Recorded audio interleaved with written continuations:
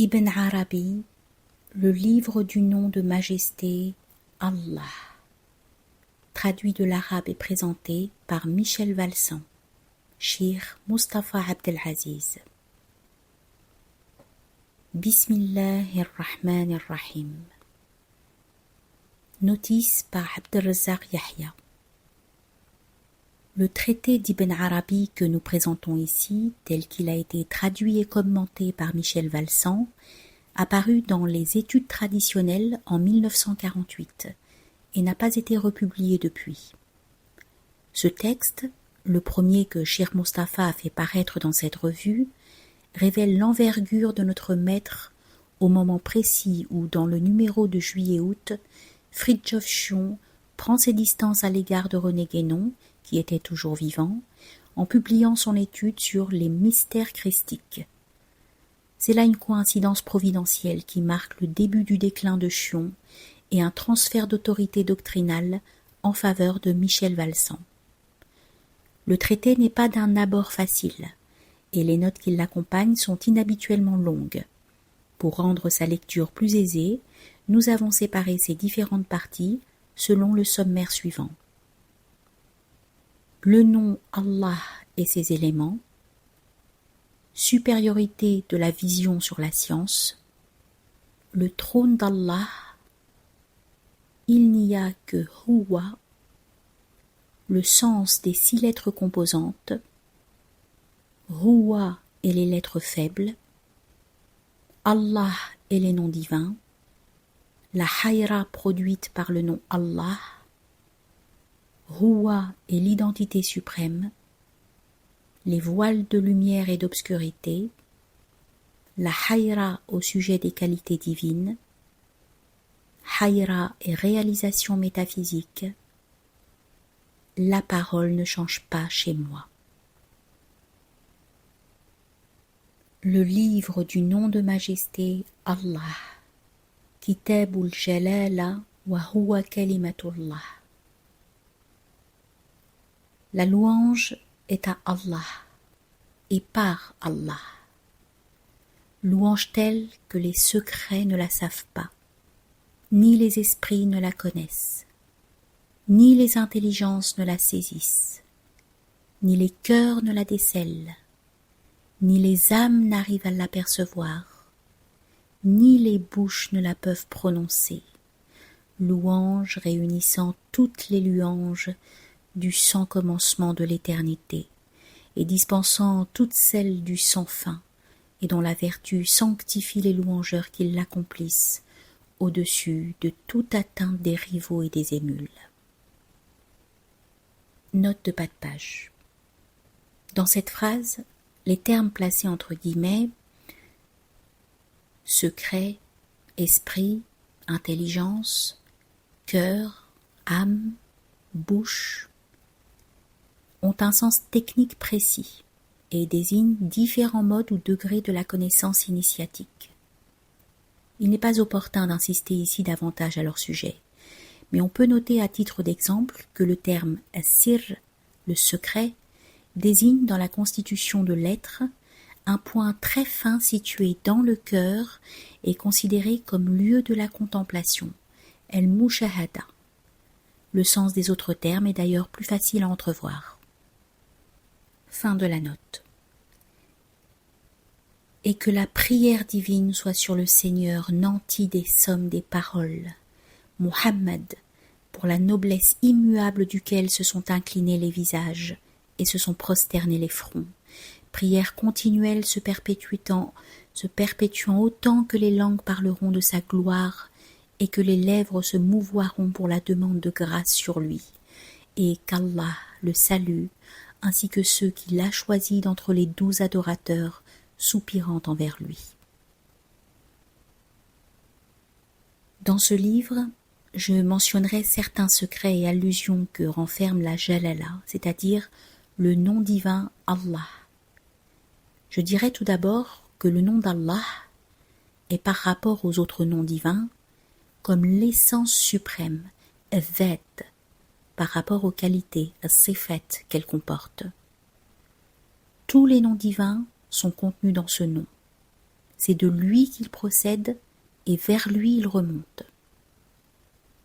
Les connaisseurs sûrs de toute vérité, al-muhaqqiqun, le considèrent sous le rapport de l'attachement à l'absolu, les ta'alluq, non pas sous celui de l'appropriation des caractères divins, la li takhalluq.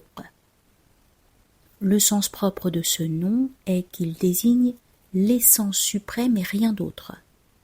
Certes, il apparaît dans beaucoup de domaines et à différents degrés de l'existence universelle, mais puisqu'en vérité il n'y a pas de raison de concevoir l'essence suprême elle-même dans ses positions déterminées, impliquant des sens et des conditions particulières, la Jalala, en tant qu'elle renforme toutes les vérités des noms divins, apporte dans chacun de ces endroits le sens particulier propre au nom qu'elle remplace. Une dignité certaine résulte d'ailleurs pour le nom particulier en cause du fait de son remplacement dans son propre domaine par le nom Allah qui a la fonction de protection, al-muhamminiya, sur tous les noms divins et le privilège de l'enveloppement, al-ihata, de tous les noms en lui. Ainsi, lorsque le pécheur dit « Oh Allah, pardonne-moi », la Jalala est remplaçante du nom El-Ghaffar, celui qui pardonne toujours. Le résultat est que du nom Allah ne répondra alors que le sens d'El-Ghaffar, pendant que la Jalala restera en elle-même au-dessus de tout conditionnement. Le nom Allah est entièrement non-manifestation, Ghaib, ou tout au plus du domaine de la manifestation, Alam ou Shahada. Il ne présente que l'expire produit lors de sa prononciation avec vocalisation finale en ou lorsque tu dis Allahu, car dans ce cas pointe le huwa, lui, le soi universel et absolu. Mais à part cela, tout est pure non-manifestation. Et encore cet aspect n'est sensible que dans la prononciation, car dans l'écriture, il n'y a rien en dehors d'une pure non-manifestation. Sachez que ce nom contient 6 lettres qui sont Alif, Lam, Lam, Alif, Ha et Waou. En arabe, de droite à gauche.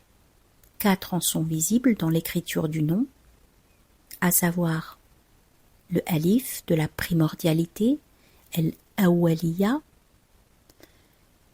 le Lam, commencement du non manifesté, Bad'ul Ghaib, et cette lettre est, d'après la terminologie des grammairiens, insérée, mudrama, dans la suivante, et ne porte pas de ce fait ni signe voyelle, ni même le signe de repos vocalique.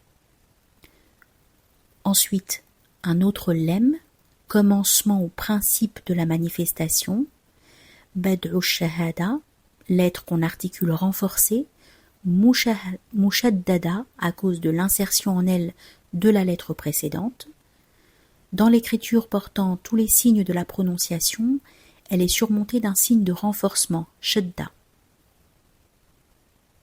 Et le Ha de la Huwiya, l'ipséité absolue et universelle. 4 des lettres de la Jalala sont perceptibles dans la prononciation. Alif, de la puissance divine, Al-Qudra. Le Lem, commencement de la manifestation. Le Alif de l'essence suprême, Zat. Et le Ha de Huwa.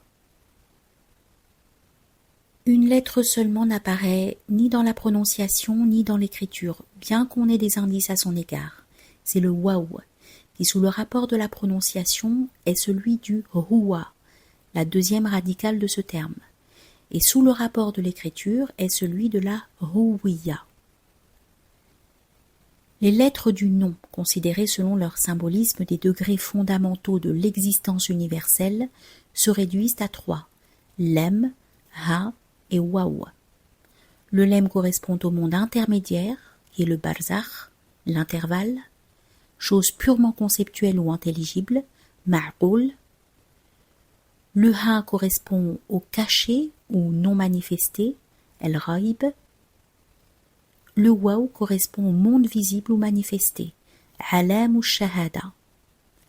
Or du fait qu'Allah, le nom aussi bien que le nommé, est le nom manifesté absolu, el-ghaib el-mutlaq, et qu'il comporte le waw du monde manifesté, qualifié ainsi en tant que lettre labiale, donc extérieure aux organes vocaux, dont la manifestation n'est pas possible en Allah, le nom aussi bien que le nommé, ce waw ne paraît ni dans l'écriture, ni dans la prononciation du nom, et reste ainsi comme un nom manifesté dans le non manifesté, ce qui constitue le non manifesté du non manifesté, ghaibul ghaib.